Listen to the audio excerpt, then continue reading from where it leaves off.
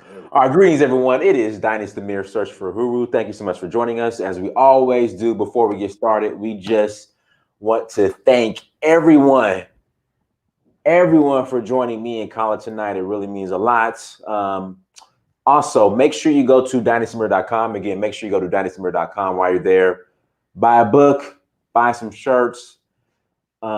Make sure you also like, share, and subscribe. I'm sorry, like, share, and subscribe to the content. Like, share, and subscribe to the content. And also, while you're on dynastymirror.com, make sure you join the email list. Again, join the email list so you guys can stay up to date in regards to what's going on with Dynasty Mirror. And then become a monthly Patreon. In fact, let me get this banner going. Become a monthly Patreon. Patreon.com, search for Huru. Supports Black media, you guys. Support Black media. Today, we have a special guest on with us, and we're going to rise up tonight. The OG College Genesis. Today's topic, we always talk about, our bones being buried here in America and our, descendants of slaves and, and then what else? Foundational Black Americans. And I'm trying to think of the other terms, but for some reason, we don't, like, we talk about everything we've done here in America, right? And how we're owed reparations and we have claim to this land and we built this country.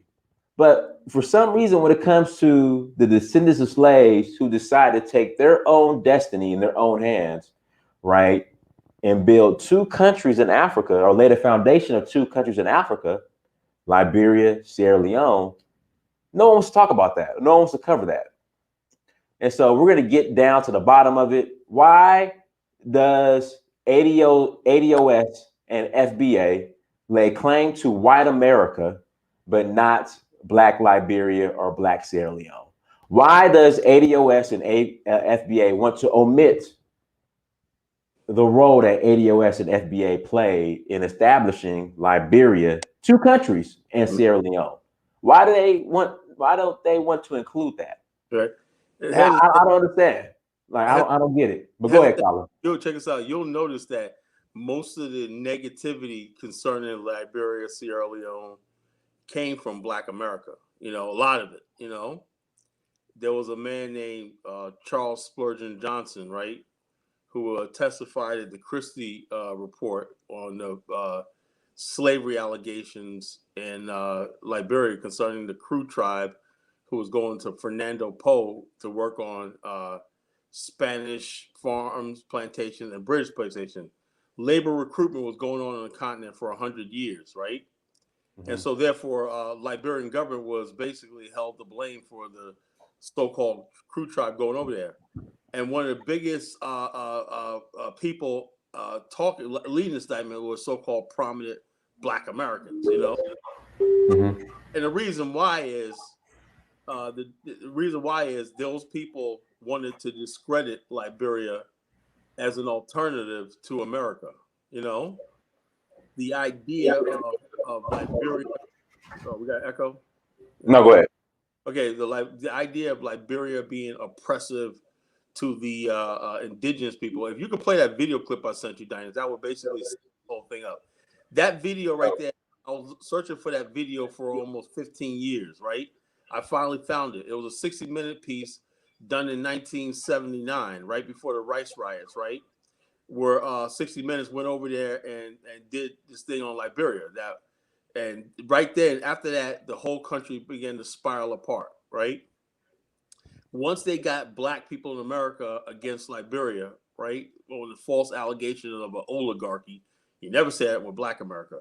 Oh, the elite oligarchy, they rule over the natives and everything. So even though Black people are, and these so-called American Liberians, which is an invented term, they never call themselves American Liberians, so-called American Liberians, were the same bloodlines African Americans, right?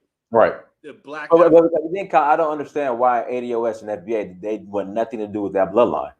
Because it does not. It basically says that you don't. It's proved. It was proof that you could actually leave America and build a life in Africa, right?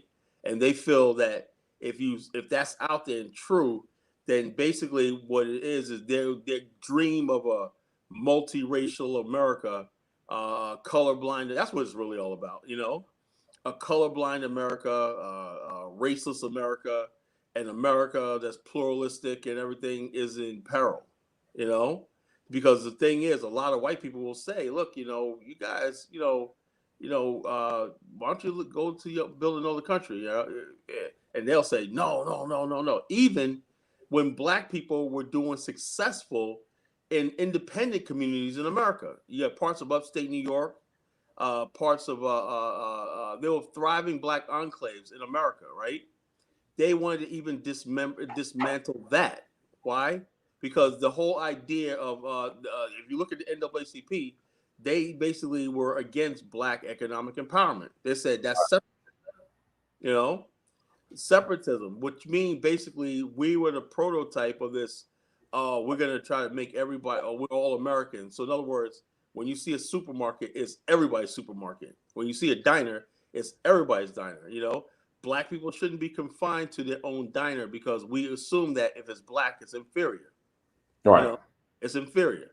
And so that's what this is all about. It's all about black people being they don't care nothing. Them people say, well, you guys we should build our own. No, it's too late for that because you told us that to build our own communities and build our own nation is separatism. You know, and history has shown every other group of people that when you build your own enclaves in the midst of everything, right, you do better. But the people that rule Black America, let's be honest, don't want anything to do with the masses of black people. You know, these people come around and pretend like they have the voice of the masses of black people. You know, we got to do this, we got to do that. Average black person, like, okay, well, then again, on both sides, let's give it their sides, right? Black people go out Saturday night to Red Lobster, right? Right. Had it not been for the segregation laws, black people wouldn't be enjoying Red Lobster. Black people like going to see Marvel, right, on a big screen, right? Now they say, well, if you hadn't integrated, right, you would be sitting in a one-room shack watching a movie theater. You know, if we did not integrate, you would be still getting your food at the back, not being able to touch food shelves at a white supermarket. You know, you'll be getting cheaper than. So therefore, basically, the whole idea is to dismantle black economic power and force us to assimilate, as integrate into America. Now, the fallout from that is black people don't have a sense of cultural cohesion. That means the black community have no legitimacy. You have no legitimacy when you go up to the average brother in the hood and tell him, brother, y'all got to straighten out. And say, okay, why should I? Why should I obey you? And that's what you see right now with the rap music is not rebellion against white society. It's a rebellion against black society. Right. You know? Black society they're rejecting because they're saying you guys have no power. You guys didn't provide anything for us, right? We have to go to the white man for everything, and so why do we need to listen to you?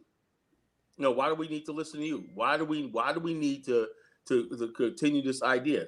Why can't I date white girls? Why can't I basically do what I want to do? Why are we keeping up these social norms that antiquate? We can't have it both ways. You can't tell black people we need a black agenda, but yet you rejected the black agenda for integration. You know, and Right. also when like Liberia, see the fear was after World War II, right? Up until World War II, the majority of black people wanted out of America, right? And people, Really. yeah, up until there was lynchings and everything. Then after World War II, it was Franklin Delano Roosevelt, right? There was several different people going around telling Black America things are going to change after the war, right? Which means integration, right? Things are going to change after the war. The world's going to change. You know, black and white's going to come together and everything. Then 12 years later, you had Little Rock, Arkansas, you know, school integration. And the world just saw that, okay, you can't have a group of people. See, the bottom line is black America is in a very, very, Hold on, hold on. I want you to address this real quick. Liberia is an ADOS land. It was created to repatriate African descendants taken from Western and Central Africa. What? I have no idea. That there's no Yeah, science. where these people come from? I mean, let me tell yeah. you, Liberia, we really need to do that show and showcase African Americans built a state, a republic, right? The majority of people in Liberia didn't live in the territory of Liberia when the settlers came there. You know, only small part people on the coast. The African Americans and the Caribbeans and all people built a modern republic against all the odds, right? Let me tell you, so it has two different things. America was settled by the dregs of Europe, right? Europe was a dumping ground. America was a dumping ground for all the lunatics, asylum, the criminals, all these people. You know, they got money. That's why this country is so criminal. When you look at the Constitution, how can you talk about all men are created equal and keeping people in bondage? How can you massacre Native Americans and all this stuff like that? So that's what you had the worst people coming out of Europe and create America. Just the opposite in Liberia. The very best and brightest, right, was sent to Liberia among Black America. You know, most educated Black people went to Liberia and founded and built a republic, right, and got diplomatic relations and recognitions of a state. You know, a modern republic. While most of the world at the time was under colonialism, was backward, everything. Liberia was a shining example of a Black people, former slaves, who built an independent republic, right? But hey, that means absolutely nothing to people. People always talk about, oh, we built that. I said, look, you should take pride in that. The fact that you was able to get a republic built, right? Recognition, right? A country that was basically free of colonialism, free of all these things, and we have no pride in that, right? If Liberia is just reduced to a couple of sentences in our history. When you talk about the Liberian movement, it's so extensive and vast, as we've showed over the last 2 years, you know, but it's not. But it's so friggin' unknown, strangely unknown. It's been written out of Black history. It's not till recently, right? The African American Almanac and the African American Encyclopedia, right, started including Liberia in there, you know. And I was like, and it just brought tears in my eyes that to see like a whole chapter on Liberia integrated into the African American history. But that lies there. But when you talked about most historians and most people, we never include Liberia because we have what we call Langston Hughes. I just don't understand why we don't include Liberia or Sierra Leone. I just don't get it. Because the whole thing about Black people is this: the only relationship we have is our relationship with white people. You know, in other words, basically, Black people, our what we call a short mentality.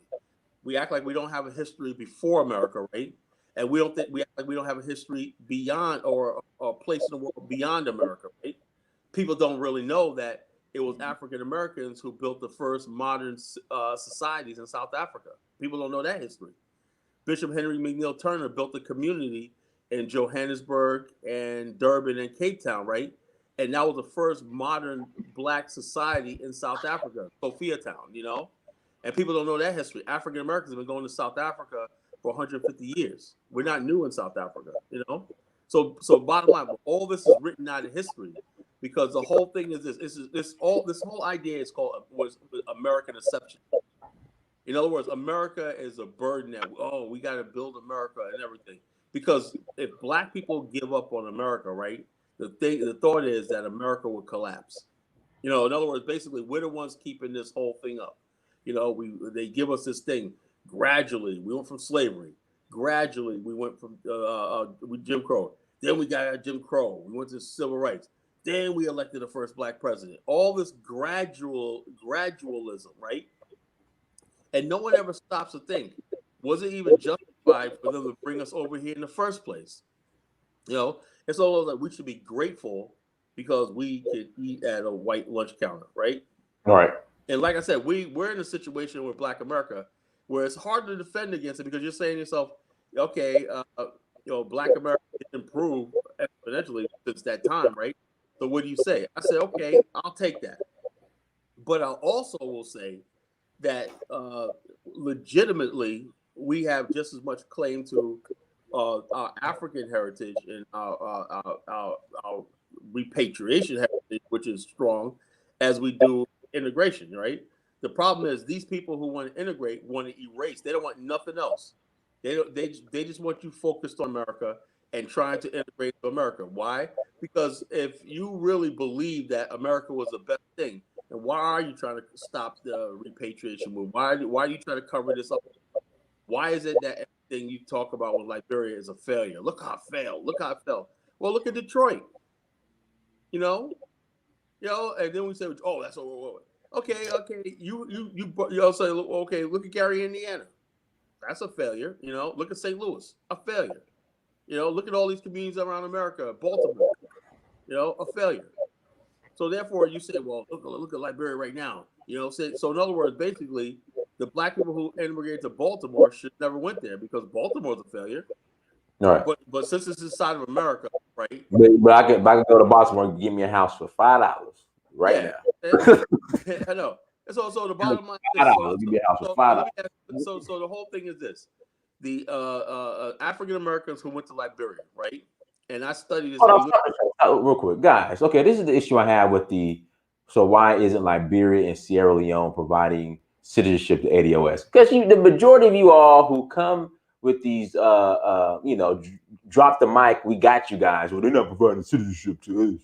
Y'all probably don't even have a passport, or have even been to Liberia, or Sierra Leone, or even to the I continent.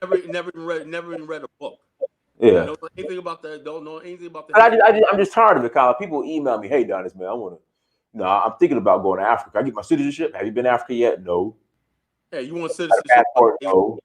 So you don't have a U.S. passport, but you want a passport from a country in Africa. And also, you want them to give you land. Remember that land? Yeah, free land. They got you free land. And I tell people all the time, if you're going over to Ghana, Nigeria, why don't you just get yourself a damn apartment? Get yourself an apartment. You get an apartment over there for $300-$400 a month. What you're paying, half of what you're paying here, and whatnot, and chill. And get to know the culture and live there. If you want to live there, if you so animated to go there and get an apartment.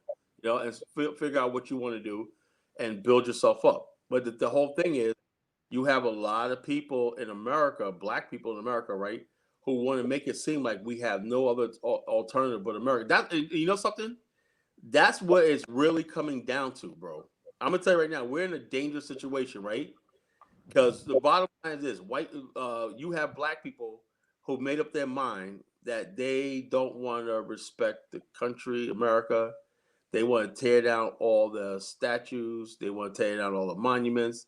They want to disrespect the police. We want to back these people here. And I'm saying to myself, oh yeah, racism, white supremacy, the white supremacy. Okay, now when we talk about Liberia, right? Could we start another movement like that? No. This is my country. I was born here. My bones are buried here. But you understand something. So was the people you call your oppressors. They're buried here too. Their bones are kicking our ancestors' bones in the grave. That we were my bone. So what? There's people that came from Europe. They Italy, France, and the Netherlands and Ireland. Their ancestors are born in Ireland, but they came to another land to start a new life. Right. If you really believe that it's so perilous in America, why are you against? Why are you trying to discredit Liberia? That should be that should be front and center. Hey, hold on. CEO DMP says we want to reconstruct in America without the institutionalized racism. I don't think these people believe themselves. Yeah, bro. I don't think they believe themselves. Bro, that's not going to happen. Let me tell you something, right? Let me tell you something. There's a thing called the Monroe Doctrine. Okay, the reason why the Monroe Doctrine is so important, right? James Monroe, basically one of the founders, he basically helped facilitate the manifest destiny of Liberia, Black African Americans to Liberia, because he realized that this was going to be the Europeans' manifest destiny. We're going to build a Euro country from sea to shining sea. Manifest destiny, manifest from sea to shining sea, right? Mm-hmm. To do that, America had to basically be safe on its border. As long as America controls its coastline, right? That means the sovereignty of America. Anything that goes on inside of America, police, the courts, everything is under the sovereignty of America. You got some people who really do believe that they're going to be able to take white people to international courts and right. Yeah. You will take the UN, the UN, and all this kind of stupid stuff. All this stupid stuff. And you don't understand that America is like this. For the most part, America is like, what you do inside your borders is your business. Like that. I seen people killed on camera, and I said, "What's up? Is somebody gonna arrest them?" Well, it's not in the jurisdiction is everything, right? Inside the jurisdiction of America, the white man holds sway. That's coast to coast, sea to shining sea, to the stars, to the core of the earth. So you think you're gonna rise up, and proclaim yourself some independent entity and stuff like that.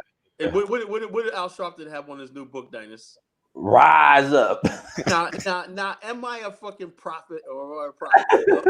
Didn't I tell you that's like rise up, And so white people basically, check this out. White people are basically looking at this like, you Negroes, when the dust settles and everything, you're still gonna be black, right? We're still gonna have power over you and everything like that. We're still gonna have everything. Now we're fighting everything. There's too many white people in the media, Yeah, every time I turn on TV, it's white people. I'm like, dude, you are in America. You are in the United States. You are not going to go like that. A lot of black people cannot, like I said last week, a lot of black people cannot imagine living in a world where white people is not there. Like I said, what we call Diane's bum rush, and we turn up. And so basically, I listened to Phil Valentine one time, and I had a headache, right? His end game is, the Moors' end game is this. White people are just going to basically one day and all stuff like that, give us back there after they built all Phil Valentine. Phil Valentine. See, brother, see, we really from Mars, and see the retrograde of the Mars planet when it crosses the moon and the orbital status. See the Earth orbits at 360 degrees, brother, and see the Mars and the Pluto retrograde. And see, brother, when that happens, brother, the white man is going to the white man is going to give the land back to the melanated people once the Mars in the retrograde. Indigenous people of Earth, Moors, we were here before the white. I'll say. And so, bottom line, black people are now the growing number of black people, right, who are almost violently proclaiming Native American status. They basically want to fist fight you. I told this one sister, I said, sister, you look like a beautiful sister from deep inside Gambia or the Congo. She cursed me out, I'm Native American. I was born here. My ancestors. I said, sister, you are not Native American. You're heavily melanated. You are black from Africa. I ain't come from Africa. Prove that I came from Africa. I go look in the damn mirror. These people want nothing to do with the continent of Africa, not even identify. Even when you go over, you say, okay, we built Sierra Leone, we built Liberia, we did like that.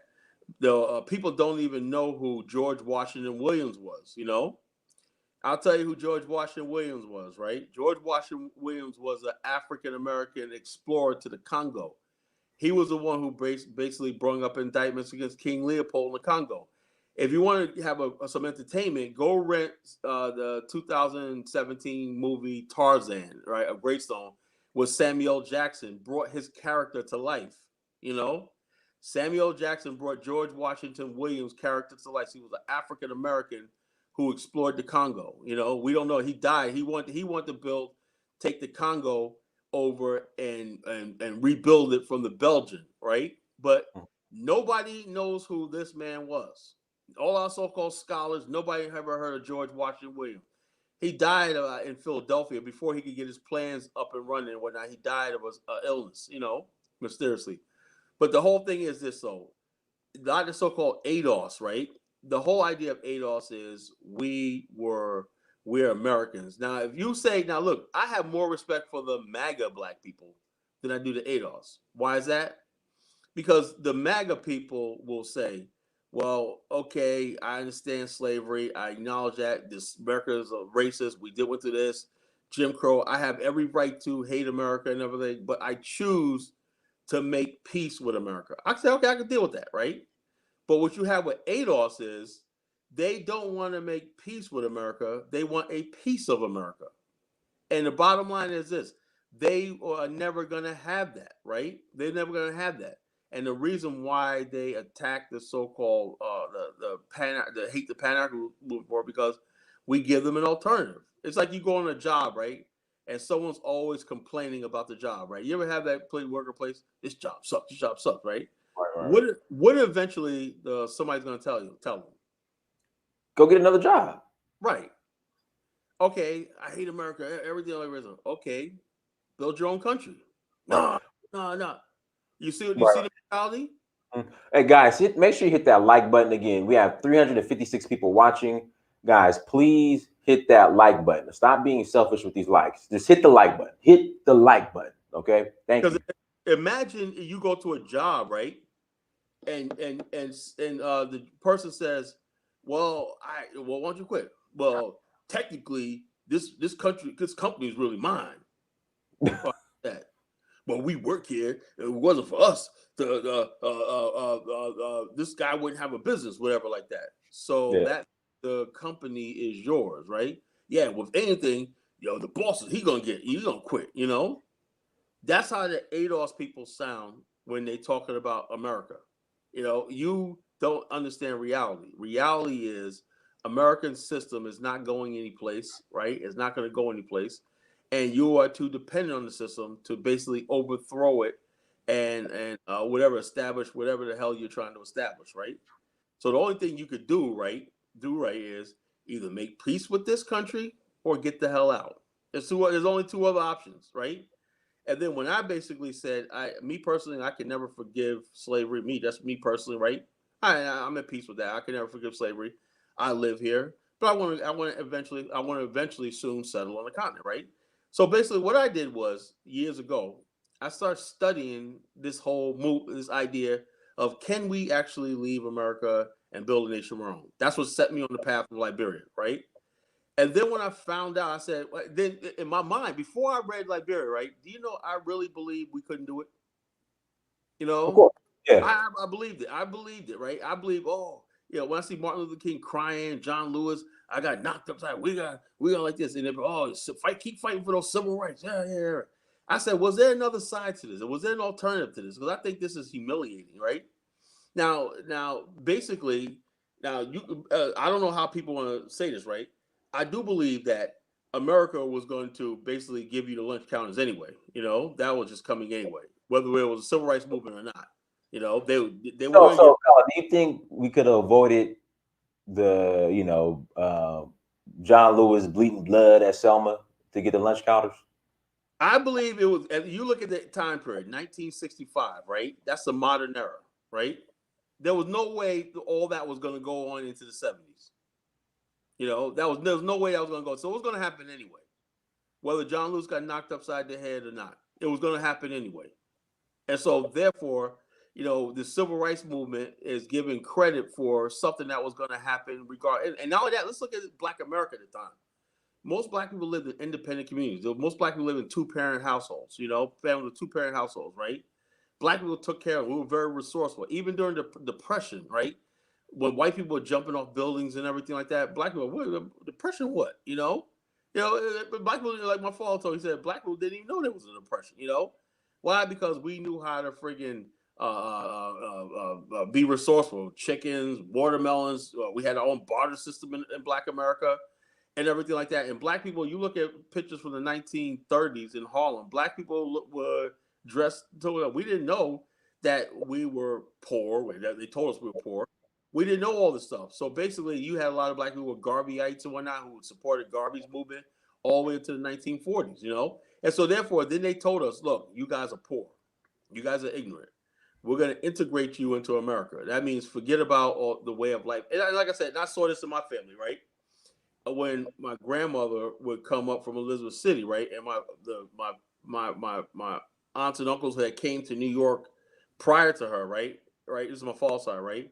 She couldn't adjust to the new modern life of people living in Jamaica, Queens, people like that. She was used to the country, people fed each other, people. The kids didn't talk out of turn. People went to church. People dressed up and everything. They didn't say certain things. But she saw the new life up here and she, it didn't work out. I look at it now; it's hurtful, right? My uncle Al was like, "We got to send her back down south because she can't adjust to this." People are on their own. Every house is its own individual. You don't go out there talking to every neighbor and stuff like that. So we had those things going on and battling Black America at the time. But the thing is, though, Black America was fine, right? The only thing we needed was we did need more jobs, right? We did need more professional jobs, right? We did need more affirmative action. We did need more better money for schools and stuff like that. You know, we did need a leg up in a way, right? But what they wanted to do was dismantle Black America altogether, and they Right. succeeded in doing that, right? All our institutions are under attack, right? They want to get rid of. The only thing they leave alone is the Black church, you know. Yeah, And, yeah. They leave alone the Black church. but get this, you know what? One thing they took over: Black funeral home business. That was a staple in Black America. We don't own the funeral home business. Well, nah, here in Atlanta, there's I think it's the Watkins family. Yeah, They the thing is, but you gotta understand something, Dynast, right? When Black people start buying insurance policies, life insurance policy, right, and those policies pay out, there's a lot of white funeral home companies who took advantage of that and said they create all these rules, loopholes, and everything. And there's a lot of, I would say about 70% of Black people are buried by white funeral homes. Everybody gotta die, right? And so therefore, yeah, Watkins, like Watkins. So Willie A. Watkins, like he's right up the street from me. He has a number of funeral homes here in Atlanta, and right. then in Los Angeles, there's a huge funeral home off of Crenshaw. That's But how many? How many though? How many though? How many? like as far as in LA, I just know the big one in off of Crenshaw. But here in Atlanta, there's a number. There's a lot of Black owned funeral But homes. check us out. But do a quick Google, guys. Whites taking over Black funeral home business. Google that for a second. Mm-hmm. Now put it in perspective what I'm talking about.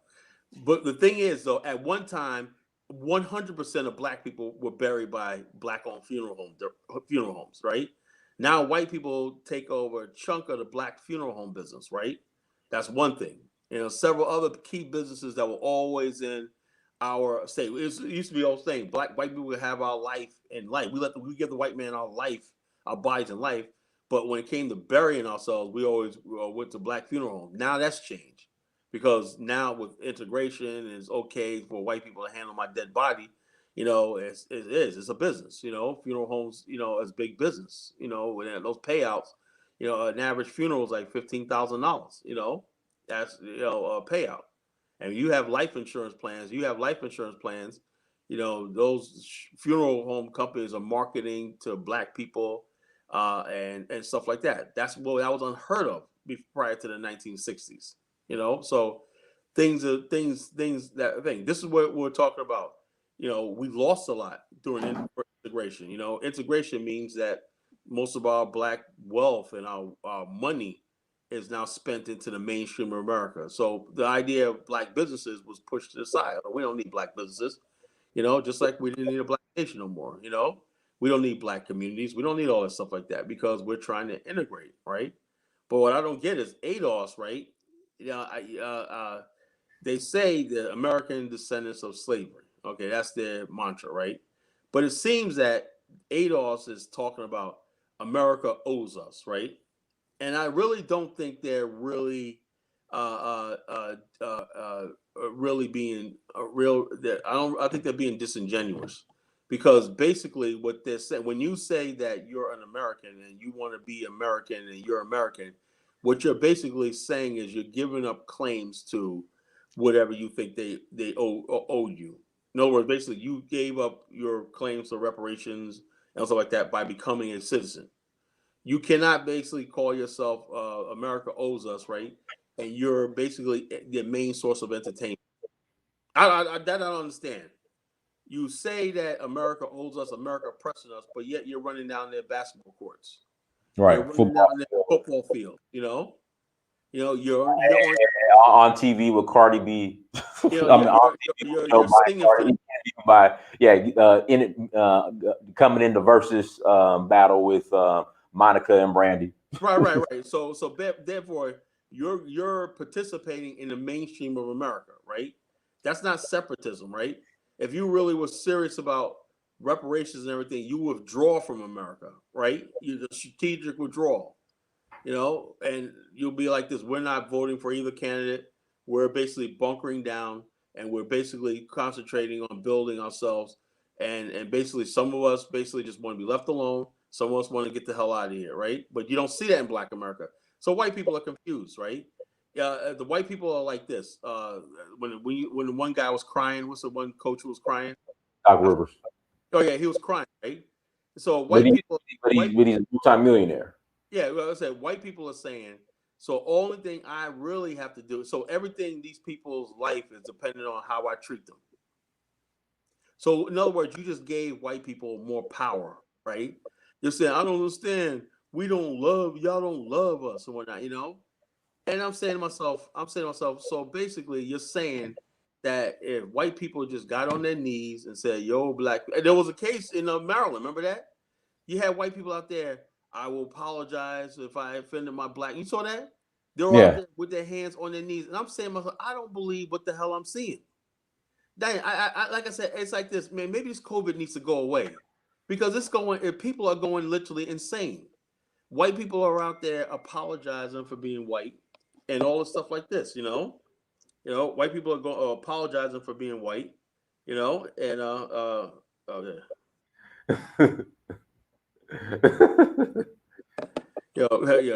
yeah. White people which we call are apologizing for being white, and white people are out there going out. I'm so sorry when you look. What is gonna what is that gonna do? That's not gonna do anything. That's not gonna do anything. Now, back to this thing about Liberia, right? That one clip I sent you this afternoon, right?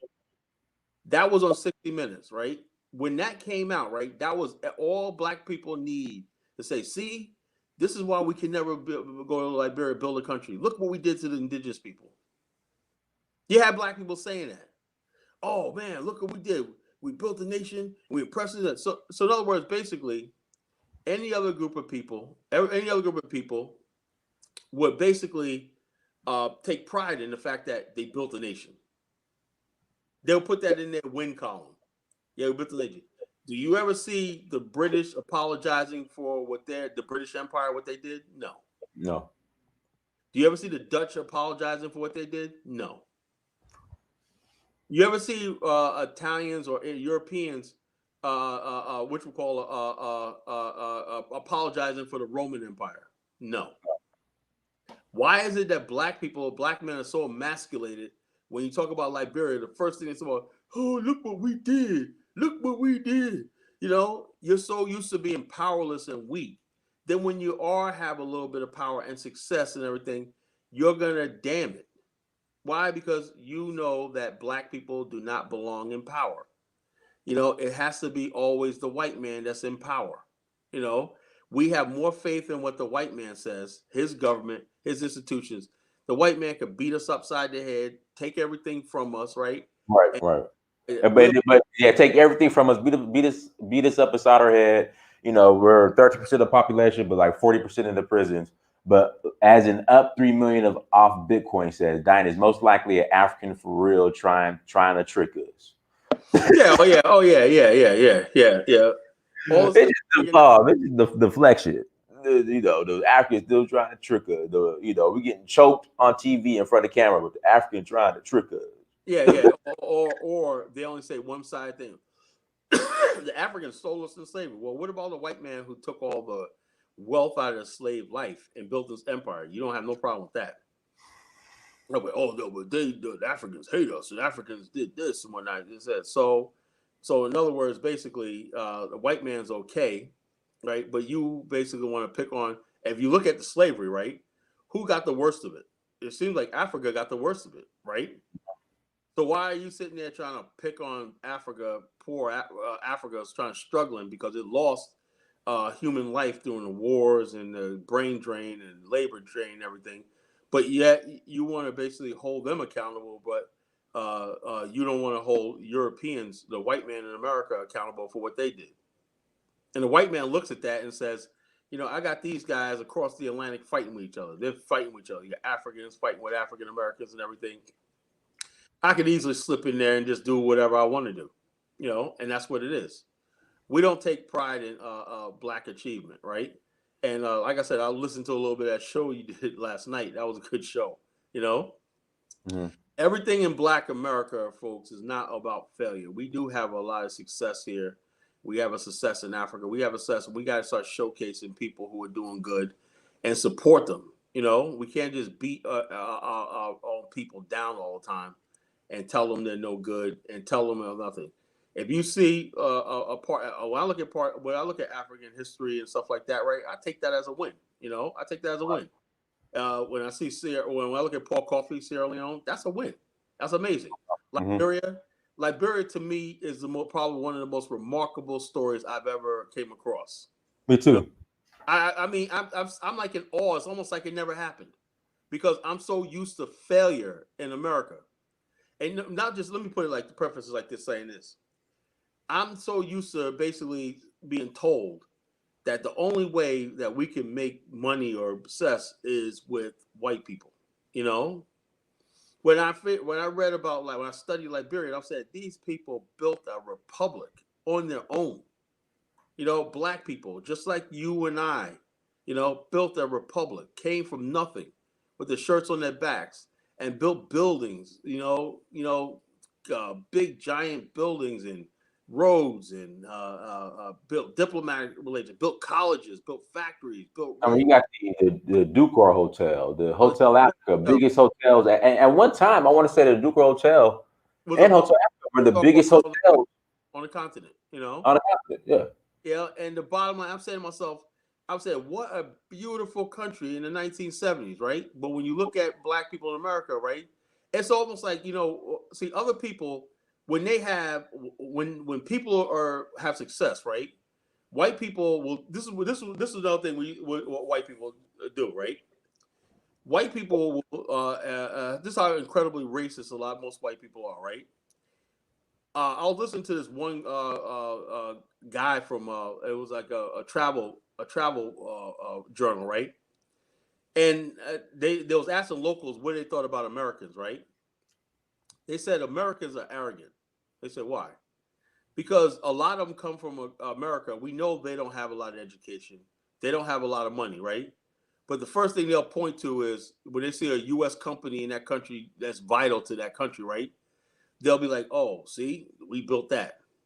You see what I mean? See the difference? All right.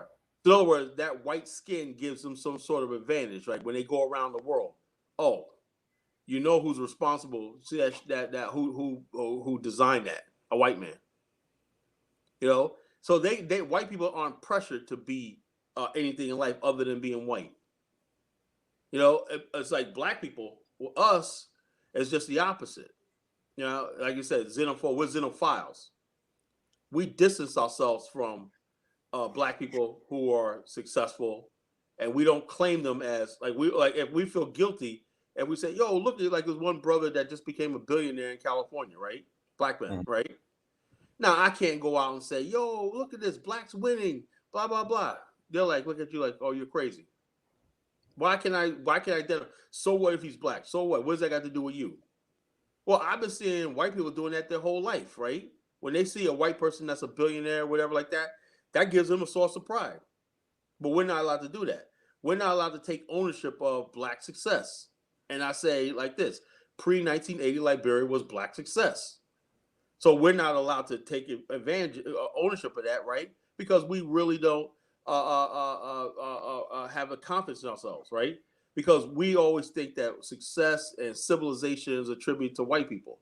So when we do that, we're saying, okay, well, you're a colonizer, you're a builder, whatever. And so therefore, what we do is this: white people, we look at white people like this. The white man has it figured out. When he writes a Declaration of Independence, right? You're saying, well, that's thousands of years of history wrapped up in, summed up into the Declaration of Independence, right? But what about Hillary Teague, who wrote the Liberian Declaration of Hey, Independence? Kyle, let me read these super chats real quick. Kyle, what is your opinion about last night's show with Dynast? And then, Okay, hold on, Kyle. And then we appreciate you and everything you do, Paris James. All right, go yeah. ahead, Kyle. Okay, now what you call last night's show, right? I'll listen to it. Right, I listened to about an hour and a half of it. I think when I tuned out was I got to go back and listen to it. It was I think it was just when Luke Major got on and he was discussing different and Luke Major and Brandon was telling the truth. I mean, I got to give Brandon one thing. I haven't really had a conversation with him. I don't know him, whatever like that. But the brother basically has some guts. I saw something last night that basically I said to myself, maybe I'm losing it. Right? He basically said what a lot of people were saying, secretly saying. You know. And my whole thing is this: I love Phil. I love what he does. I wish him all the luck. Right? But my whole thing is this though. on a platform like that, I asked a question, right? There was a African American group that went to Uganda and invested $300 million. Do you know what that takes to build that sort of investment to an African country that's pretty much unstable and everything, right? It was an African American group that basically went there, right? Why have it, if we have this so-called independent black media, right? Alternative black media, the new black media, right? How come that nobody can show me any interview, and I'm looking around from the so-called independent black media of these brothers? Is the only thing that we're concentrating on is failure and problems? We'll talk about the white people getting their land back. So in other words, we basically took our misery, right, in America, failure, white supremacy, the burden of all the stuff like that, right? Now we're projecting that onto Africa. We don't want to know about that deal, right? We want to know more about the white people, the land situation in Zimbabwe, which is a story that should be covered, right? But why can't we talk about black people winning in Africa, right? That's why I'm so grateful that you interviewed the Black. Blank. I'm gonna have them on once a week, guys. Hit that like. You have to, brother. Hold on. We have almost 400 people watching. Please hit that like button, you guys. Again, we have almost 400 people watching. Please hit that like button. But yeah, I'm gonna have the Blattons on. I gotta get them on at least once a week. Right. That's what the responsible thing to do, right? We talk about all the stuff. We talk about the Karens. We talk about stuff like that, right? But you have and I met Bart Blatton here in Virginia Beach. I met him face to face here in Virginia Beach a few years ago. We hung out together. The bottom line is this. If you have, you could talk about all the stuff like, the Karen. Okay, that's what get you a lot of views and stuff like that, right? I get that, right? But it doesn't take 1 minute to talk about the stuff that's going on that's positive, right, in our community, because that's what because the CNN is not going to call Mark Blanton. They're not going to call Mark Blanton, right? Do you think, Steinus? No. You think CNN is going to talk? Do you think CNN Africa is going to call Mark Blanton? No. BBC. No. The BBC, of course not. But the BBC be the first ones when somebody goes over from America and fucks up in Africa. The BBC will be right there. They're waiting for some dusty Negro to go over there and fuck up, so they can, see.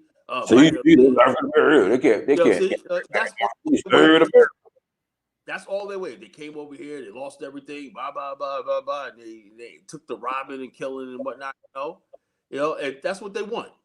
But somebody who's success, is in Africa, like the bag people, they're doing a good work. Right. Their story is not on in the Times. You look on the news and everything. You can't, with all this so-called mass media and everything, you can't find Black Acres or any podcast or news feed that comes along on Google and everything. It won't come up. Why? Because nobody will. And so the idea of having our alternative media is saying, something?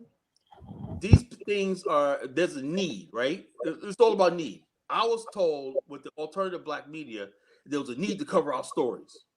Now, our stories aren't Karen and Brad, and the incident you had at the freaking hotel when he wouldn't give you your keys, or he didn't tell you belong there, and stuff like this, that's not our entire story. Those incidents that happened to us. Hey, Diane, we have. No, go ahead. Okay, I think it was that. Anyway, so that's not our entire story. So that's why I do give Brandon credit for saying that, because I think a lot of our people are going through a lot of trauma right now. We need things to balance it out and lift our spirits up. Every day, somebody getting shot, somebody getting killed, racism, white supremacy, racism, white supremacy and everything. Without preface saying, okay, well, how do we solve this problem? There is no solver. Like Al Sharpton. You can't get an inside Al Sharpton or how to solve the problem, right? The only thing they'll tell you is vote against 45. Vote against 45. Get out and vote. That's what get out and vote. Okay, we did that with Obama twice. You know what, Colin? I think the Blattons had me like I'm gonna go visit South Africa next year. I'm gonna go visit.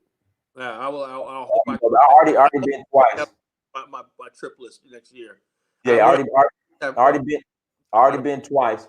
Already been twice, but I'm gonna go back next year. Guys, hit that like button, and also if you guys want to call in and challenge the caller, again, if you want to call in and challenge the caller, the email is in the chat room. Uhuru at searchforuhuru.com. It's in the chat room. So if you want to call in and challenge the caller, call in, guys. I can see you. If you're not super chatting, at least you could do is hit the like button. So you can't even get y'all to hit like button. Right, it's stingy on the likes, bro. Yeah, And so what I'm saying is this though. We're in a situation where I can't, and also the average black man, a lot of black people are waking up, right? But the average black man lives his life in fear, trauma, every day. Oh, woe is me, and all the stuff like that. Well, the Mark Blanton basically said like that, and also he had a good life here in Virginia. You know, he was his very good life. Very good life. a very good life, right? And he decided, you know something, I could have a better life in Africa and whatnot, you know. And what deal, and I sell health insurance for a living. And when he said he only pays $200 a month for full coverage, and I'm like, with no deductibles and everything, I said you can't beat that. You know? Hey, Kala, did you know that the Moors used to trade with the Aztecs? You know, what these guys doing, they're trying to hold on to America. And let me tell you something, bro. You know, and I'm gonna offend a lot of people when I say this, right? I'm gonna offend a lot of people when I say this, right? I was watching an episode of The Lone Ranger, right? This was from 1951, right? And they said we gotta go to the Washita Indian Reservation, right? It was the Washita tribe is a fictitious tribe from the show of The Lone Ranger. But that was so-called Malachi Yorkshire. Look, folks, stop with this stuff. You're not Native American. You're not. There's no such thing as a Washita tribe. It was a tribe that was stolen from the TV show Lone Ranger, and all stuff like that. You're not Moors. You're not anything like that. You know, you're not Aztec. You're not Mesoamericans. You're black people, descendants of slaves in America. Well, we give you that, right? The whole idea is this: if America, Oh, here we go, Kala. Kala, yeah, Kala. The Washita Nation or Washita Day do down. I can't really pronounce that. Is a group associated with the Moorish Science Temple of America, who claim to be a sovereign state of Native Americans with the boundaries of the United States of America. and you got people actually believing that, you know, there's people Uh-huh. actually believing that. People actually believe that they have sort of claim. Now, let me ask you a question, Dinus, right? Is it okay? Could it be that there's a lot of black people who have a deep seated love for America, right? But instead of coming out and saying MAGA, Right. MAGA, right? They want to do all this Moorish stuff and everything. They're not African Americans, they ain't African and all this kind of nonsense and everything. Could it be that? You know, could it be that? Well, because I don't really understand it. Now, what I'm finding that is that it was a good thing is most educated black people, right, don't talk this nonsense. The Right. educated black people basically will say, yeah, okay, let's explore my African roots. Let me go and see if I could like that. They have no problem with that. You don't ever find really educated black people getting into the more science and all this kind of stuff like that because we know it's nonsense. And this people say, well, how do you know that, right? Well, if you this is how it is. Reading a book, reading many books is like feeding your mind, right? The more you read, right, from books from all different angles, you read a book about this, that, and everything. As soon as you read like 1,000 books in your life, you'll have a pattern, right? You'll know that the Civil War ended in 1965. How do you know that? Because everything that you read and everything like that, what do you think all these people got together and said, let's just make the Civil War in 1965 that they didn't know each other? You got many different writers, everything, it's a consensus. Yeah, Civil War 1965. Yeah. The slave trade, the transatlantic slave trade lasted from 14 or 1500 to 1880, wherever. But the slave trade never happened. All the books are lies. So all the thousands of Oh, books. hold on. Where are the slave ships at, Kala? Where are the ships at? And Where are the then I ships asked a at? question. When I asked a Where are the question, ships at? well, how did the Europeans get here? Where are their ships at? So what you're saying is the European white people were already here too, right? Because their ships aren't around, are they? The Nina Pinta Santa Maria of Columbus, are they still around? No. Did that mean that Columbus didn't sail across the Atlantic? No, it does not mean that. So where the slave ships at? Where the slave ships at? Where the European ships at that brought Europeans over here? They're not around either. So the whole thing is that you cannot twist history to suit yourself. The Atlantic slave trade is a horrible, terrible time period in history. I said to myself when I first learned about it when I was a boy, I said, why did God do this to us? It made me angry, right? And I said to myself, I would never disrespect my ancestors, right? I would never disrespect my ancestors by denying them. Those are my ancestors that were on those slave ships, that were brought here as slaves. That's my history, right? That's something I have to deal with. When I look at other groups of people, I said, "Whoa, man, the Japanese have a dope history, man. They did this, they did that. I'm not Japanese. This is my cross to bear. My ancestors were dragged over here across the Atlantic in the Maafa, the Holocaust. That's who I am. That's what I am, and that's who I am. And when you're at peace with that, right, then you can figure out what to do from there. But if you don't even know, we can't even agree that slavery happened. There's nothing to build upon.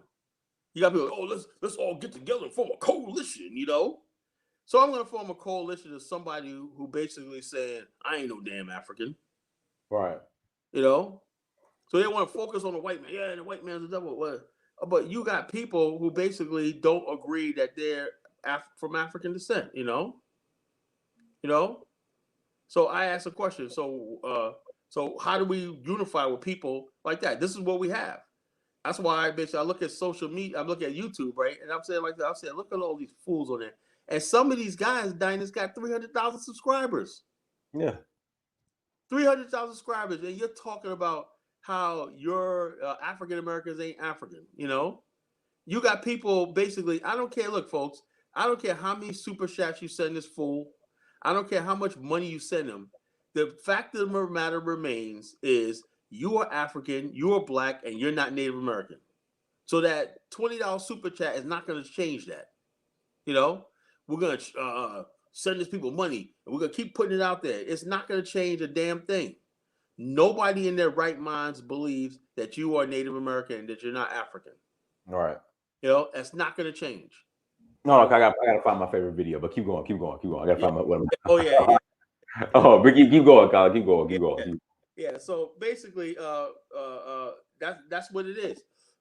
Now you got people out there, some YouTubers, right, who figured there's a lot of money in going along with the so-called. On one hand, you're a foundational Black American. At the same time, you are African because you were here along with the Native American. You were one of the Black tribes in America. How does that happen? No scholarship, no anthropology, no anything, right? But you got a lot of people on YouTube because it sounds good, and YouTube is nothing but trauma porn, right? That people are going along with it. And so basically, that's what you basically have in America. You know, you got a community that's completely broken. Black America is completely broken. To basically acknowledge slavery, right, is painful. I understand that. And so therefore, if you basically want to do that, then what you do is you support people like Dynasty Amir, right, and what he's doing, right, because he's building bridges to Africa and his roots, search for Huru. You know, so when you do that, you know what I'm saying, you have an outlet, you have a sense of peace. But if you basically are thinking that one day that the white man is going to accept it, and also, let me tell you something, this is what it is. Black people claim Egypt because white people like Egypt, right? Black people claim Native Americans because in American culture, Native Americans were more accepted than Africans. So we want to be Native Americans. So you're forcing the white man, oh, you like Native Americans, don't you? So you got to love me, you know? But if the white man was to start saying, I love the Zulus, right? Black people will be the first to be like, guess what? I'm a Zulu. Mm-hmm. You know, white people had an affinity for South Africa, right? Because it was a developed modern nation, right? Guess what Oprah Winfrey decides to become? She's a South African. She's Zulu. Even though her DNA says that she's from the Kapele tribe in Liberia. You know, because black people want to go with the winning side. We don't want to basically say, you know, yeah, our ancestors were on the bottom of slave ships in the Congo, We were nothing but chattel. Our ancestors were chattel. Ancestors, we end up hating our ancestors for falling into slavery. That's not their fault.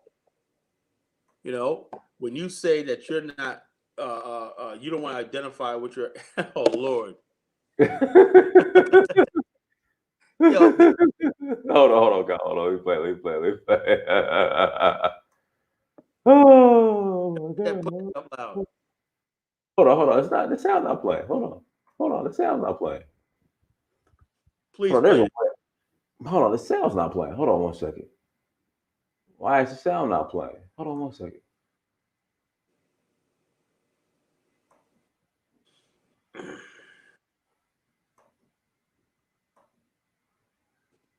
Hold on, there's a way where I can get this sound to play. Come on, Dynast. Everybody, hit that like button. Hit that like button. Hold on, guys. There's a way I can get. Why is the sound not playing? There's something I need to do, change or something. Hold on 1 second. Hey, everyone, thank you for joining. Thank you so much for joining. Hold on 1 second. Why is the sound not playing?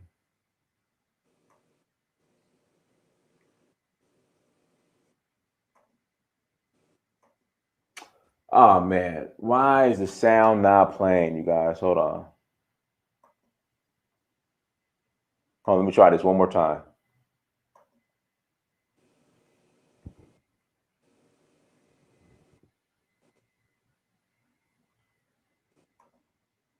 There's something I need to do where I can get the sound to play.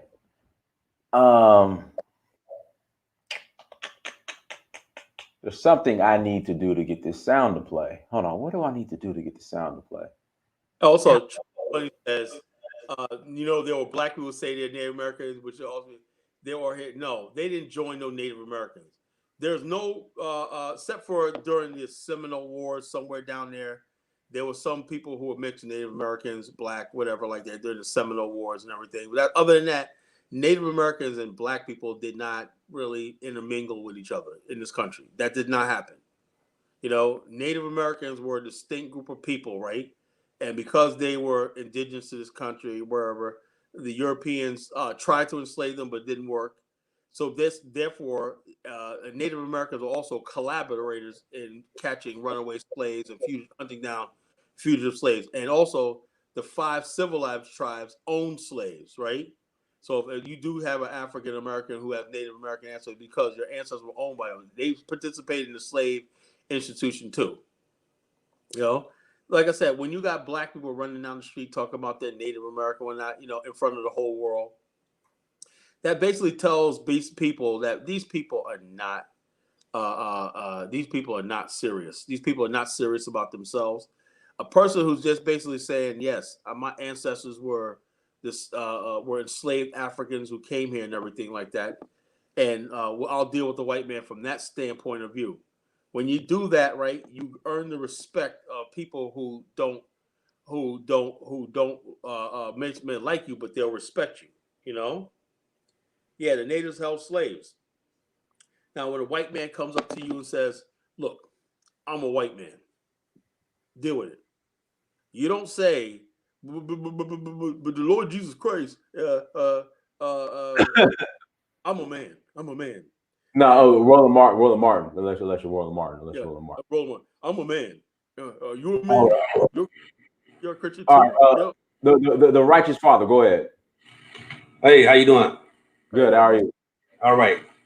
I've been watching y'all for probably the past year and a half, 2 years. I like when Kyle come on. He's very intelligent, brother. Get kind of arrogant sometimes though, but that's okay. He knows his stuff. But the 3 things I want to just say, basically, okay, just to answer the question, you said, why aren't ADOS talking about Liberia and Sierra Leone? Well, they probably don't know about it. That's the first reason. Why? They don't know about it because it's not talked about. Africa is not talked about in a positive way in this country. You know the history. Black people are ashamed of being black. We don't talk about history. So that's the first reason. And then those that us who do know, mostly know from the 1980 coup and the civil wars that happened after that. So, I mean, it ended in failure. So like you say, if people want to be on a winning team, people are not going to talk about something that ain't working or didn't work. And as much as I admire your research and everything on Liberia, we're not going to be able to replicate that. They're going to always interfere, and there's too much animosity and tribalism over there anyway. I mean, you just look at the comments on this program about when you have Liberian shows, what the Liberians and whoever else say. And I know that, but let me ask you a question, brother Righteous. Let me ask you a question. But at the same time, right? This is what I understand about Black America, right? This is different between African Americans and any other group of Black people, white people, and everything, right? Black people and African Americans are the only group of people, right? When they do accomplish something, right? Like Liberia, right? And let's say you're right. We can't ever duplicate that, whatever, like that, right? Should Black people at least be able to say, look, hold up to the world. Look what we did, and be proud of that. I don't know how you think that is an accomplishment of ours, because those Okay, I figured became American. They were no longer Americans. They became Africans again. They repatriated Africans. Well, I know, but I'm saying is this though. What I'm saying is a lot of it is misinformation, right? The people who founded Liberia, right, were 200 years in the New World, right? Exactly, 200 years in the New World, right? At that time in the 1800s, you'd be surprised how much African retention culture was in Black America, maroon communities and everything, the Gullah Geechee, whatever like that. So when it went to Liberia, they weren't that far removed from the African culture, And so therefore, what I'm saying is this, though. Even the fact that when they were dealing with like every last single thing that happened in Liberia happened by what they call, have you ever heard of the Liberian palaver? Have you ever heard of palaver? No. Okay, a palaver is a hut, is a big hut, right, in Liberia. Palaver is where disputes were settled, right? They call let's have palaver. A palaver meeting would sometimes last up to a week to solve disputes. The returning settlers learn the palaver culture. They integrate that with their culture of the town hall meeting, right? And whatever disputes they had with the indigenous people, it was worked out. Treaties, okay, this, that, and the other thing. We're going to do this, we're going to do this, and everything. Because all that history is in books, right? But it's not brought to the forefront, right? It seems like the small group of people came over there and enslaved the indigenous. That's not what happened. And so what we do is, oh man, look what we did to that. Instead of understanding that was remarkable how they were able to get treaties done, right? Where the British and the French couldn't do. And the thing that they conveyed to the indigenous people, that we're one race, we're both Black. And for example, the Grebos, right? When they got to see, the whole thing is when the white man shows his ass, right? In the French territory, when they had the guillotine, people were rebelled and they went to the guillotine, and they saw that, right? The French sent their word. They said the French and the British sent their criminals to govern over Africa, and they were so brutal, right? You know what all these people said? We're going to recognize Monrovia as our territory as part of Monrovia.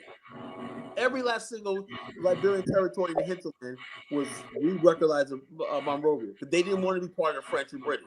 But is that ever talked about? No.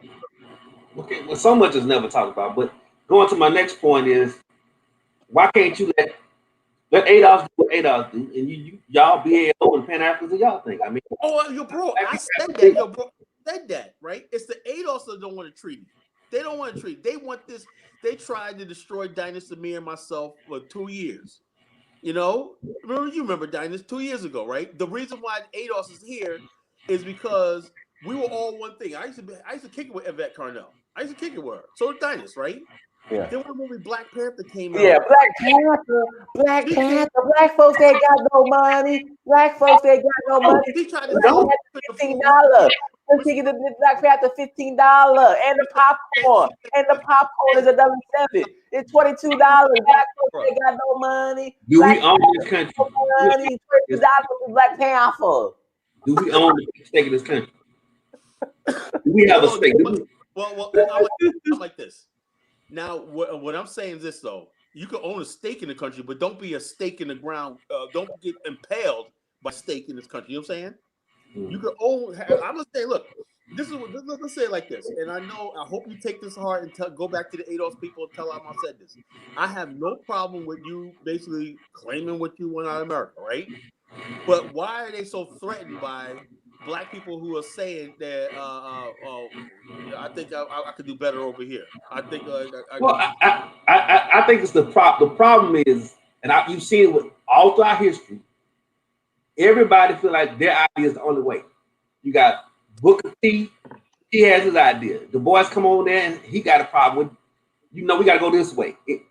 But I don't see us going after ADOS. Be doing the same thing. It's the same thing. Black people can't just say, okay, we can have a variety of ideas. We all want freedom and justice and equality and a good life and prosperity, etc. You do it the way you feel is right. I'm gonna go about this way, and then we see who finishes at the finish line. That's just we had this dogmatic view. Everybody think alike. Okay, I know. I will look. That I agree with. I agree with it. That which we call black people feel my way, the only way, and everything like that. We don't want to listen to the other side reason, right? But the thing is, though, here's a difference, though, right here. This side right here is now starting to show progress, right? I got a couple of people that I'm associated with that's going. Well, we talking about reparations now. I know. Hold on. Right now, the ADOS people, right? They had their end game was reparations, right? Now you have to admit that's few and far between. That's never going to happen. It's not even discussed. Now you got a majority of black people talking about they're going to vote for Joe Biden with no black agenda, for much less reparations. So they threw reparations out there, and I explained this months ago on this show. And they always thought the Japanese got reparations. Japanese didn't get reparations; they got compensation. People don't understand what reparations is. Reparations is when you bring a country to crushing down, like Germany did and Japan did. Germany and Japan had to pay reparations to China, Russia, the United States, and everything like that. Or it would never get back. Then after it paid its reparations off, right, to China, Korea, and all these other people, right, they were free. They got their sovereignty back. Same thing with Germany. Germany had to pay out money to Europe, Israel, all these other people, right? I mean, Jews are getting money. Well, I know, but the thing is, how did they get money? People that gave them money were defeated. How is America gonna voluntarily give you something which they really believe that they did you a favor by bringing you over here? You see what I mean? They're not gonna do it out of the goodness of their heart. White people are not gonna one day say, "No, you know something? We were wrong." No, we gotta make them do it. They didn't. Let me ask you a question. You don't have any power to make them do it. How do we rise up? How do we desegregate? How do we get emancipation? The emancipation, all that was something they gave you out of the goodness of their heart. It wasn't. You didn't force them. You didn't force them, man. Lincoln gave Emancipation Proclamation was to undermine the Southern states. It was only applied to the states that were in rebellion to the Union. That was black people didn't get free off the Emancipation Proclamation. It just said all the states in rebellion to the Union, the slaves in there are the property of the United States. You can go. You don't have to listen to them. The South said, "Get the hell out of here," and that's what started the Civil War. What made white abolitionists? White people decided to become abolitionists. It was slave rebellions. It was That's what made. Now, check this out. Hold on, real quick. 1 second, Kyle. Let me do it for Atticus now. Black folks ain't got no money. Black folks ain't got no Black Panther. See, the ticket's $15. Black folks can't afford no ticket to Black Panther. The ticket's $15 and a popcorn $7. Black folks ain't got no money. Black folks ain't got no money. All right, there we go. All right, go ahead. Yeah, so what I'm saying with this brother right here, man, he seems passionate about this. You have to understand. I know these people at ADOS, they tell people this stuff all day, but they just want something to talk about, and all they want to do is distract from people that's doing stuff like this. The bottom line, because at the end of the day, righteous father, like Kyle is saying, people on the continent are making progress. ADOS, all they do. Jane Morrison. McDonald's. Oh, young sister opens a McDonald's franchise. Right. Here comes these days told talks. McDonald's. See, black folk can't afford no McDonald's. How she going to invest in a McDonald's? I know that story. We should be. We should. She inherited. Her parents had already owned the franchise, and so a franchise because her parents are basically an inheritance in the sense. Okay. The point is that we think it's private. So Roger's father, the parents did the right thing and left the inheritance for the daughter. Go ahead, continue. Okay, so the thing is that they make a celebration like, okay, she didn't come from anything, she just rose from poverty. And all of a sudden, open McDonald's. You don't know people's story. That was what does that have to do? What does the what does that have to do? What that's right? What does that have to do with anything? I mean, Roger. So basically, they're like Team Yvette and Tone are upset that their parents did the right. Her parents did the right thing and left an inheritance for her daughter. No, they're not upset about that. What they're upset about is that she's a one-off. So no, this is a ball player. Just like all these rappers, most black people are not in that who ever had the opportunity. So Roger's father, what's the solution? Just suffer. The solution is this. There's a multitude of solutions. Don't do nothing but rate. No, there's a multitude of solutions. Those of you all in Liberia, Africa, do it. Stop. Just do it. Those of us who want to stay and fight in America, that's our option. How's the fight? Explain this fight. Hold on, Colin. Hold on. Explain this fight. Please, articulate this fight, please. Okay. The fight is, first off, you got to get equality and self-respect. The next thing you have to do, it's economics. If you're going to be here, you pay taxes to this society. If you're in the military, you should get something. But right, not to cut you off, but how can it be economics per Tone and Yvette? Black folks ain't got no money, so the economics is out the window. No, they're not saying. They're saying that we don't have the average black person, a family of four only makes about $35,000-$36,000 a year. We don't have the wealth to. They're saying reparations will help you get the wealth, help equalize things. Right. So basically, woe is me until you get reparations. No, you still got to do your part. You still what was your part? You can fight politically and still try to do something on the economic side. Let me ask you a question. What politically can we do besides Joe? So in other words, we should vote for Joe Biden, right? No, I don't vote for Joe Biden. You vote for the person you feel that's in your position. Hold on. But you just said that we should fight politically. You know, politically, what they mean is voting. No, it's not. It's voting. It's protesting. Protesting is what we got the little change. Look, protesting has done what? What do we got for we can. There's a protest going on right now. Integrated every day. People breaking down windows, burning down stores, and everything. What is that? What and what that has done is they at least acknowledging the wrong that they have done. Yeah. Oh, hey, you know something? Check this out. People, before I got on social media back in 2006, right? You will always have these wafy looking black dudes, but not against you, brother. But they always say these needs to be addressed. You know, Diane, we have to address. You know, we got to bring to the forefront. We got to bring to the forefront. What the fuck does that have to do with anything? You know, address. You know, acknowledge. Okay, we acknowledge you guys are in a bad situation. So what? You ain't getting no money. Some black people are getting jobs because of this. Some black jobs. What jobs? Oh, what jobs? At the Amazon warehouse. That's a job. You got big jobs at the Amazon warehouse. But your boss, Yvette Carnell, said jobs ain't enough. She's not my boss. First of all, she's not my boss. Now we need the government to address the problems in Black America. She has never done an economic assessment of what America's doing. Okay. She doesn't have any information. Okay. When you gonna move? When is your start date to move repatriate back to Africa? We're doing things right now. I got a guy, one of my guys in my group. He's moving in 2 weeks. You know, hopefully I could be over there in another year. You know. Okay. But in the meantime, we're gonna keep this. Tell us how it goes. Stuff. A year from now, tell us how it goes. But what you telling me? I should just shut up until I. No, I'm just saying, do you and let us do us. That's all I'm saying. We never said that. I don't. You don't see me going on. Why are we still talking about ADOS? Why are you talking about ADOS?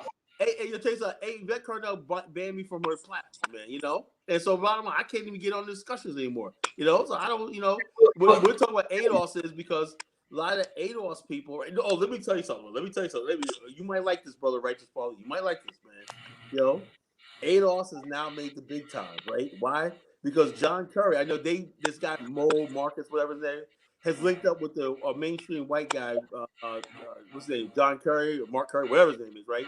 And they was on Joe Rogan, and they was talking about ADOS, and Joe Rogan was like, "What's ADOS?" So now you guys are official, bro. ADOS is out there, man. The American descendants of slavery. Again, So you can see sound how you're proud. basically using ADOS as a clout chase. You ain't got nothing to talk about, so you talking about ADOS. Just do you, bro. When's the last time we talked about ADOS? You know, it's been a long time, right? Mm-hmm. Every video has been about when y'all gonna get ready to move, when y'all gonna leave. Well, hold up. Do it. Righteous, right? You first. We have hold up. Righteous. Bro. We have a guy, Mark Blanton, him and his wife, beautiful wife, Latasha Blanton, right? I'm talking about you. Hold on. All we're doing is pointing to Bags in Gambia, Art Cathy, they're doing well when that. That's great. But brother Bamani Tayamba, you know what I'm saying? But it's all kinds of people. All we do is talk about the people that's doing it, and that we're part of that. We're supporting that. You know, I support ADOS, man. So I think y'all we get some traction. In the presidential election, I think y'all upset about it. I support ADOS, right? Why can't I support the brothers that's on the continent making money? Yeah, you got all kinds of people doing things on the continent, and we just want to talk about it. You know, you guys. But see, the thing is, you guys want us this to whole disappear. That's what it is. No, you the one that said ADOS will be gone last March. You said ADOS will be gone last March 2019. They on their last legs. Now they affected the election. They affected. I would say this ADOS is definitely not making the traction that they were back when they first hopped on the scene. They're not. Well, it takes time. You're gonna have ebbs before you have setbacks. It's gonna take time. Yeah, Martin Luther King was protesting and marching for 13 years. But Righteous Front, let me tell you the difference between ADOS and Martin Luther King. ADOS will not break a fingernail in order to get reparations. Versus you can talk about John Lewis and MLK. You know, we can talk about them.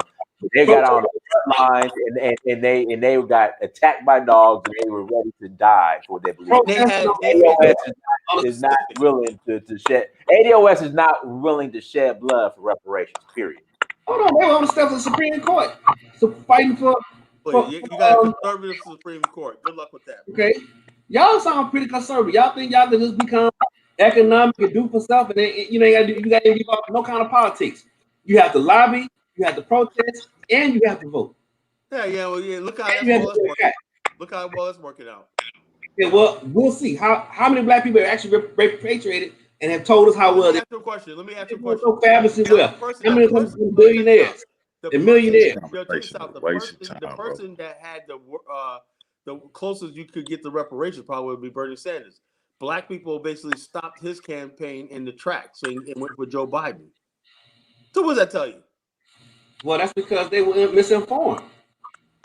Hey, but bro, let me get Righteous Follow, bro. We appreciate you coming on. Let's all right, appreciate it. No problem, brother. All right, CEO, go ahead.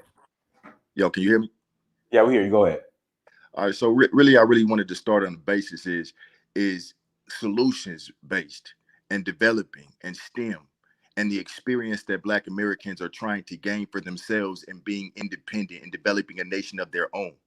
And this battleground of America is giving us a lot of experiences, giving a lot of tests and trials, and it's strengthening us and it's showing us how to go from nothing. Just like I would say the white Americans, when they came over here and had to start with nothing, and they ultimately built this nation. Well, Blacks built this nation, but they ultimately started a new nation and developed this nation. They gained that experience, that independence for themselves to learn how the individual people, how to build, how to develop, how to face hurdles and pitfalls and how to survive on their own. Black Americans have not had that experience. We've had no land of our own. We have no wars. We've had no chance. And this is giving us that experience. We are learning how to fight for our rights. We are learning how to build our own systems. We are learning how to organize. We are learning how to come together. We're learning how to use the technology. We're learning how to develop congresses. We're learning how to set up governments. We're learning how to do this stuff. And that is what's beneficial about what we're going through. Y'all do just sit there and like... CEO, hold on, let me stop you right there. But see, we already did all that in Liberia and Sierra Leone. No, we It's didn't. already We didn't do. We didn't do all that. I don't know who you talking about did all that, but my people were born in America, raised in America. Have never even been to no Sierra Leone and everything. We ain't done none of that. What Yo, we have did. What we see, have done. Hold up, just a minute. What we have done is we've done what we've done over here. We've done Black Renaissance. We've done Wall Street, Black Wall Street. We've done civil rights. We've done all the stuff that we've done over here, and it has strengthened us. It's gained experience. It has shown us our potential. And every bit of that has shown us what we want to do again, and we want to do more, and we want to build upon that. It's like a developer. If I come into a system, right? Oh, and I inherit it, and it's in shambles, and it's destroyed. It's a learning experience, bro. I'm enjoying the fact of seeing what our people are capable of, with being what we inherited. A broken nation, discrimination, racism, a messed up system. I'm enjoying, and we're enjoying seeing how powerful we are, seeing what we're capable of, going against the oppression and seeing how much room or how much ground we can make. And it's a learning experience. It's an experience that's making us a better group of people, to where if we were to come to Africa, we actually have the experience of starting with nothing and building a nation from the ground up. We're learning how to build. We already did that, man. We didn't do that. You trying to give us credit for a fragment, a section of our population who went over there a while ago and did whatever they did, but that's not our experience. That's not the Black experience, bro. That's almost like Black people in America trying to take credit for what the Commissions or the Egyptians do. Yeah, it's beautiful. The culture is beautiful, but we have no experience in building no pyramids. We have no experience in building no Sierra Leone or none of that, or Liberia. We do have an experience of building here in America. That's our experience. That's our legacy. That's what we're doing. CEO, let me ask you a question, right? Okay. Now, are you saying that whatever we build should be confined to the borders of America? No, what I'm saying is whatever we build should be brought together into the collective build. We're all building. They're building in Africa in different countries. They're building in America. They're building in Jamaica. They're building in Haiti. And the idea as Black people, if you really one of us, your idea is ultimately to gain the overall ultimate mission, which is independence for our people globally. So we got a base here in America, just like America got embassies. We got a base here in America. They got a base in Haiti. They got a base in Jamaica. The point of the matter is to develop a system that unifies all of it. Just hold up, brother. I'm gonna give you a chance to speak. I'm gonna give you a chance to speak. I called in to speak, and I waited 10 minutes to speak. So give me my chance to speak, because I listened to you for over 30, 45 minutes. Just give me a minute. Just give me a minute. Go ahead. So all I'm saying is you got Black Americans who their consciousness has been raised, and they waking up to a point where they're starting to feel nationality. They're starting to feel an identity, a unique culture. They're starting to have pride. They're looking at their history. They're gaining pride and dignity from what they've done in the past, but that's not our accomplishments. And the foundation of what we are going to accomplish, whatever it may be, it's here in America. We look at our forefathers, and they're not from Africa. We look at Garveys, we look at X's, we look at Malcolms, we look at Huey P. Newtons. We look at that, and we want to follow in that line and see what we can do in our generation. And our generation, I'm gonna cut it off. I'm gonna cut it off here. Our generation has a new technology, information technology. I'm in the STEM fields. I develop systems. So what we're focusing on is developing systems that unify the efforts of Black people globally. There's no reason to move in a day and age when we have a technology that can unite us with the click of a button. Why move? Why don't we focus on developing the systems that unite us globally and empower ourselves by unifying and effectively and efficiently utilizing the resources we possess wherever we are to help everybody. Y'all talking about moving, that's just abandoning your base. That's like when you talk about the brain drain in Africa. You got educated people in Africa who, instead of staying in Africa and helping Africa, they move to other countries. We feel the same way about that in America. We got skilled people, technicians and engineers here in Africa, and you say, oh, we just should leave. Now, what about our children? What about our grandmothers? What about our families? What about everything we've been through here? You got to let somebody speak, man. First of all, I never go ahead, brother. I never said everybody should leave. I never said that. You ever see me like? I am saying that if you basically want to take the best example of Black people doing for themselves, it would have to be Liberia, because everything. It wouldn't be. It wouldn't be Liberia, because we ain't done that nowhere. Black Wall Street was leveled, never rebuilt again. White people leveled that shit, right? Liberia still stands today as a republic. Man, look, y'all keep talking about Liberians and Sierra Leones, man. Man, I was born in '82, brother. I don't know nothing about no Sierra Leone. I don't know nothing about no Liberia, but I do know about America. I do know about what we're doing over here. I do know about all these brothers and sisters. Let me ask you a question, right? My whole thing is this, right? I know, like I said, a lot of people think that we're gonna come drag you. I'm gonna knock you over the head, drag you in chains to the. I'm not. We're not trying to do that, man. Why is that funny, man? Nobody. No, that ain't nobody. I'm not trying to be like funny. that. I'm not trying to be funny, man. But no one's saying that you can't do all that. What I'm saying is this, though. We've shown you that there's people that are basically going to the continent, right? We have an African American group that invested $350 million. That's transformative. $350 million in the country of Uganda. It's more coming. You know, more. Okay, good for them. Everything like that, right? What about the one brother comes on here about a global supply chain? Africa has a potential. There you go. Right? Should not any of us go over there and invest in manufacturing and ship goods back to the United States? We should all stay in the plantation. What is? Let me say this. But see, my question is, how do you? So I guess you know STEM, but you don't know history. I'm confused. Like STEM and history, STEM and history don't no connection. There's I mean, I don't know how you made that connection. But you just said that you were born in 1982. You don't know nothing about Liberia, but then you mentioned Marcus Garvey. Right. Listen, when I say I don't know nothing about Liberia, when I say I don't know nothing about Liberia, I understand that a population of African Americans or blacks or whatever you want to call us went over there and started their thing, did their thing. What I'm saying is that's not our experience. Whatever experience they had over there, let them come over here and tell us what they've been through over there, and maybe we can make some type of strategic alliance partnership, and we can get some working. But we don't know nothing about what they went through over there. We don't know how it went for them. We don't know what what they experienced. Let me just speak for a minute, and I'm gonna get up off of here. All I'm saying is, we have a experience. The Black experience is rooted in Africa, in America.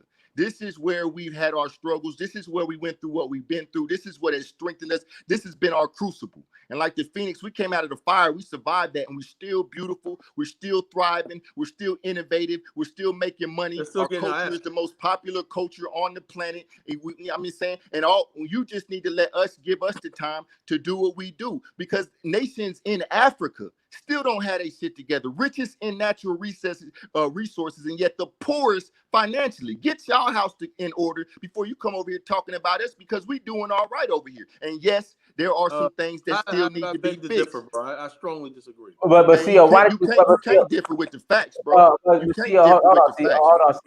CEO. Why did you bring up Marcus Garvey? I brought up Marcus Garvey because that's my idol, bro. I like what he was doing with the UNIA. I like how he set up that little demonstration. I like what he was talking about, and I believe in almost everything the man says. But at the same time, what I'm saying is, this is our battlefield. This is our grounds right here. What was Marcus Garvey's end? What was Marcus Garvey's end game? What was his what? End game. End game. Yeah, I can't tell you for sure, because he was real expansive in this thing, but I think it was for a solid foundation in Africa for Black people as a foundation. Right. But it was way deeper. It was way deeper than that. It was way deeper than that. But what I'm saying is, we can have that. Everybody understands that as Black people globally, our base, our foundation of our global economy, it should be founded in Africa. True that. But we have populations in Jamaica. We have populations in Haiti. We have populations in Europe. We have populations here in America. And we don't have to abandon all that, because every one of those places are going to be able to contribute something to the collective. Whoever said abandon in those places. Whoever said abandon. Here's the problem I got. It's when people get online and when you want to keep on trying to laugh and downplay and belittle the efforts of African Americans, man. Like, I don't do that. I'm the biggest. Y'all do that, bro. I've been on the chat, nigga. Excuse my language. Y'all be on the chat. I'm watching. I'll be on every show. And it's like every single show, it's bro, like African Americans. You never heard me say anything bad about. Bro, we can't talk at the same time. Let's establish some type of order. So you want to talk? Go ahead, bro. No, but it's about to. But anyways, we're about to close out. CEO, you got one more minute to make your statement, and then Kyla will go ahead and close out. Go ahead, CEO.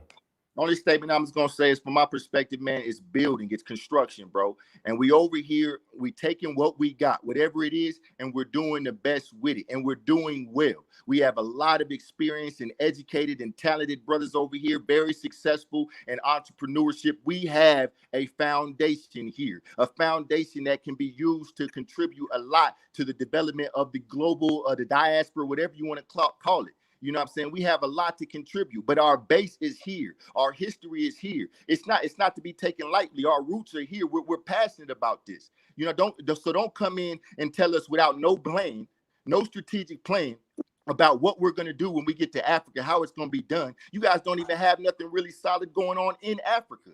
Let us do what we do. How do you know that? Let us do what we do. We gotta close out, caller. Let us do what we do. Y'all do what we do, and let's meet in the middle. But don't come on here with the low key trying to disrespect black folk and trying to downplay everything we've done like it's nothing, man. That's weak of y'all, bro. That's weak of y'all, man. I think you were basically okay. All right, CO, we appreciate you coming on, brother. Yeah, thanks for the call. Thanks for the call, bro. All right, caller, go ahead and close out. In fact, no, hold on. Go ahead. I gotta play my. Hold on. Let me play my video first. Hold on. Let me play my video. Hold on. Oh yeah, I gotta work. Hold on. I gotta play my video. Then we'll close out. All right.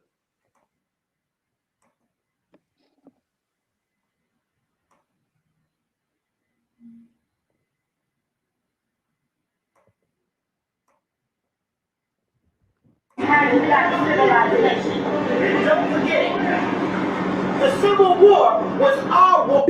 Hold on, let me blow this. Civil War. Hold on. Here we go. Let me start from the beginning. Hey, how you gonna explain that curly hair? You don't got no money. We are the copper color races of America. All you gotta do is go to Liberia. Don't forget, the Civil War was our war, North against the South. It wasn't nothing about no African slaves, baby. Indians enslaved because we lost the war.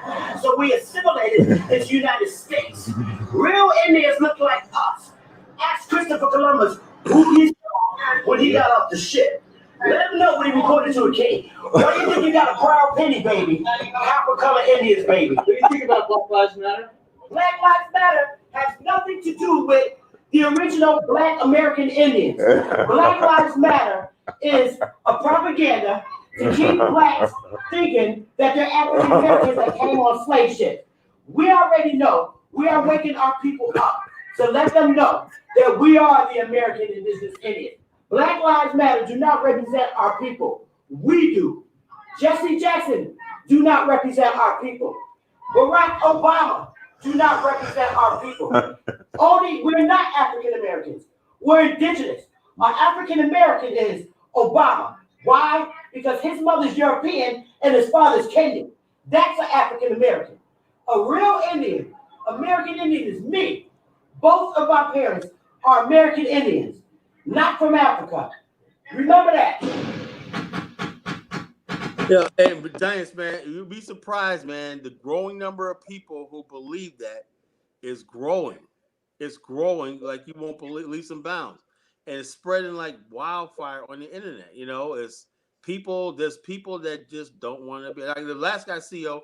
I appreciate the fact that he loves African Americans, and nobody's doubt. No one's trying to take your heritage in America away from you. You know, we got movers because I get that, but what we are saying that Black people in America have a history beyond America, you know, and because when you look at like traditionally, Liberia has always been disconnected from the Black experience. Like I said, also people don't know there was an African American community in Baja California called New Liberia. People don't know that history. Why? Because it's outside the borders of America. Anything outside of America, people don't know that really the first thriving community in the Dominican Republic were settled by ex-African American slaves in the Dominican Republic. People don't know that history. But Colin, I was gonna say, go ahead and close out. Yes, so that way. Okay, you can catch me on my radio show Wednesday nights, Gangsta Bill Radio, www.gangstabilradio.com, Wednesday, 11 p.m. Eastern. Also, check out my book on Amazon, Journey to the Promised Land. You know, You got the book, Dice? You don't have any? You know what? I got it right here. Hold on. Okay, Journey to the Promised Land. You want to know about Liberia and everything like that? Get that book. Get my novel on Amazon. You know, and I'll tell you right now, when you get that book, you will fall in love with Liberia. The history is based on. It was a fictionalized account of a real story. The Exodus of 1878. Do your homework. From Charleston, South Carolina to Liberia. It was an all African American company that bought a Azore ship to purchase. They made the decision. The top black leaders throughout America said, we're going to colonize Africa and get the hell out of here. After the Rutherford B. Hayes, Tillman compromise, ending Reconstruction, the decision to get, that's another thing this brother don't talk about. Our real leaders made the decision, to get the hell out of here, right? All this shit we're going through right now, we're not supposed to be going through, We're supposed to be prosperous and thriving right now. We should be above America right now. Had we done that, black people, the black race would have towered over Asia, Europe, and America by now. We would tire. We're not supposed to be we're at the bottom of civilization because we chose to stay inside of America, right? When you read that novel, you're saying, wow, why did we miss this opportunity? The same thing going now. This whole idea of, we're Americans and everything. You cannot have two manifest destinies in two lands. You cannot have two races of people competing with each other in the same country. So like I said, I would like to thank the audience for joining us tonight. I'm honored, that people tune in to listen to myself and Dynasty Amir. And you can catch me again next week, Saturday night. I'll be here as we rise up. Absolutely. Everyone, thank you so much for joining. Like, share, subscribe. Make sure you go to dynastymir.com. Everybody that super chatted, thank you for the super chats. Until next time, family, Dynasty Amir, search for Huru. Peace. Peace.